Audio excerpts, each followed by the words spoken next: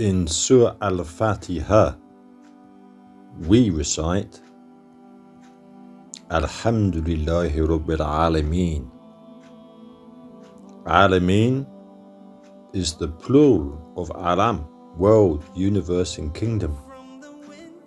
The worlds include all possible forms of existence: the sky, the earth, the sun, the moon, the stars, the wind, the rain, the angels, jinn, animal, plant, mineral, and of course men.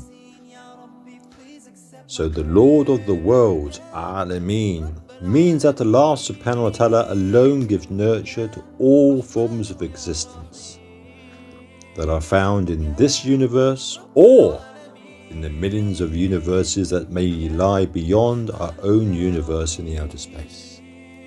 This James Webb telescope that is now going in the universe with Allah subhanahu wa ta'ala's permission will only confuse mankind and make him see that this is beyond his comprehension and understanding. The Lord of the worlds, the universe, reveals itself to be an incredible, complex yet perfectly integrated order.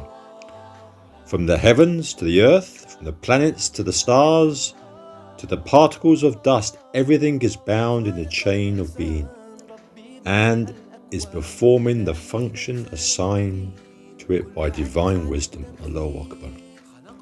Man cannot obtain even a morsel of food unless 1,000 forces of the sky and the earth work together to produce it. Think about that, make tafakkur.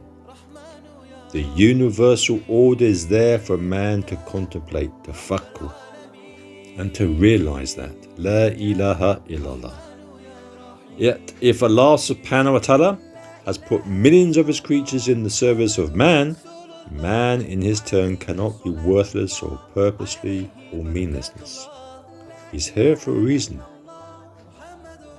Allah subhanahu wa ta'ala says, وَمَا خَلَقْنَا السَّمَاءَ وَالْأَرْضَ وَمَا بَيْنَهُمَا بَاطِيلًا.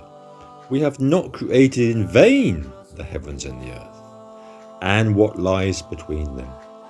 ذَلِكَ ظَنُّ الَّذِينَ كَفَرُوا فَوَيْلُ الَّذِينَ كَفَرُوا مِنَ النَّارِ. That is the fancy of the disbelievers, but woe to the disbelievers in the fire of hell. وَمَا خَلَقْتُ الْجِنَّ وَالْإِنسَ إِلَّا لِيَعْبُدُونِ. I have not created jinn and mankind except to worship me. Our purpose is to worship Allah subhanahu wa ta'ala. Allah subhanahu wa ta'ala has given us an abundance of signs to look at, to contemplate. And then we can truly say, Ashhadu an la ilaha illallah wa ashhadu anna Muhammadan abduhu wa rasuluh.